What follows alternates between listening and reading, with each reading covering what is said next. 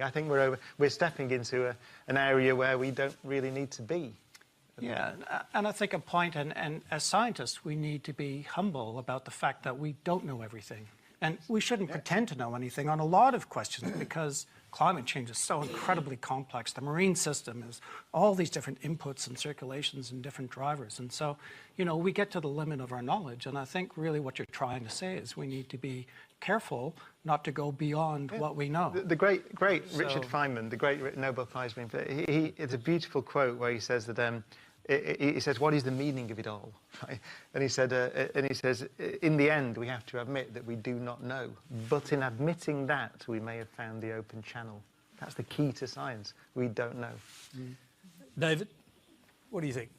So I completely agree with all of those comments, but there's obviously lots of, if you like, mysticism that helps people understand their unexplained observations. Science. We have arrived at a point where there's a sort of latent belief within the popular consciousness that to be scientific is to somehow be sort of desiccated and dry and to miss out on the magic and mystery of one's experiences and the world and so on. You dispute that, right? So, not only dispute it, I mean, it's just the exact opposite of the truth. Science is wonderful. Science is amazing. The fact that you could understand why you exist, who could not be turned on, who could not be excited by that? Who would ever want to live in a world where you live your life, you go to work, you go to the office, whatever it is, you go to the football match, and this goes on year after year, and then you die, and you don't have any understanding of why you were there in the first place?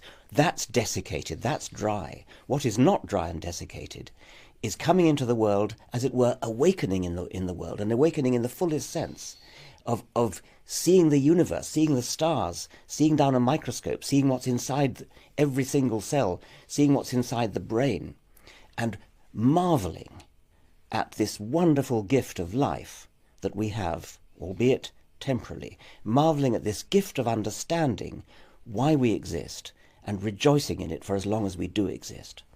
Richard Dawkins, thank you very much. Stephen Hawking, in his latest book, says God, bah humbug. He can prove the non-existence of God because there was no time for God to create the universe at the instant of the Big Bang. He says time started with the Big Bang, therefore there was no time for God to create a universe, i.e. there's no God. I think there's a flaw in that argument, because Einstein's theory of gravity breaks down at the instant of the Big Bang. That's why he spent 30 years of his life chasing after a higher theory. And what does string theory say? Well, Einstein says the universe is a bubble. We live on the skin of the bubble, and the bubble's expanding. That's called the Big Bang theory. String theory says there are other bubbles out there. There's a bubble bath of universes, and universes are being formed all the time. Big bangs are happening even as we speak. So we have this bubble bath of universes. Right. So there was something before Genesis, chapter 1, verse 1. There was something before the Big Bang. And we're going to detect gravity waves from the instant of creation with gravity wave detectors in outer space one day. We should find evidence, we should find baby pictures of the instant of the Big Bang, and maybe we'll find evidence of an umbilical cord.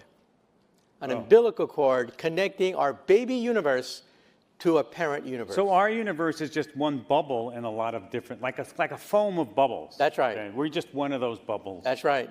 And for me, that's good because, you see, I was raised as a Buddhist, and in Buddhism, there's no such thing as God. There's only nirvana, timelessness.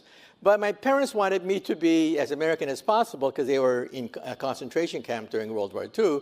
So they sent me to Presbyterian Sunday school, where I learned all about Genesis and all about the parables. So I've had these two conflicting ideas in my head for years, but now we can meld them together into a single theory.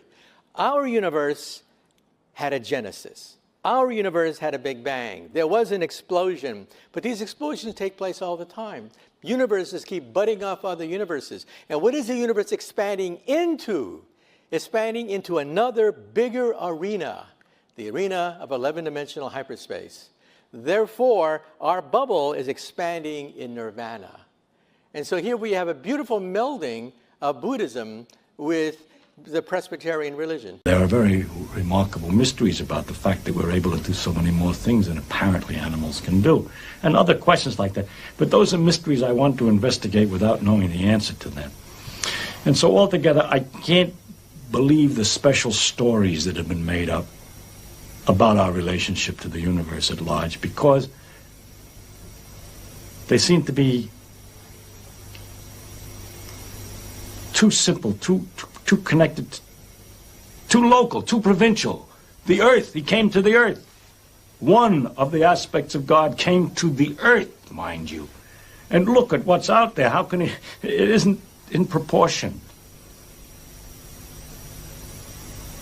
Do you believe in God? Me? Creator? Yeah, so I'm, the more I look at the universe, just the less convinced I am that there is something benevolent going on. So if your concept of a creator is someone who's all-powerful and all good, that's not an uncommon pairing of powers that you might ascribe to a creator. All-powerful and all good. And I look at disasters that afflict Earth and life on Earth. Volcanoes, hurricanes, tornadoes, earthquakes, disease, pestilence, congenital birth defects. You look at this list of ways that life is made miserable on Earth by natural causes. And I just ask, how do you deal with that? So philosophers rose up and said, if there is a God, God is either not all-powerful or not all good.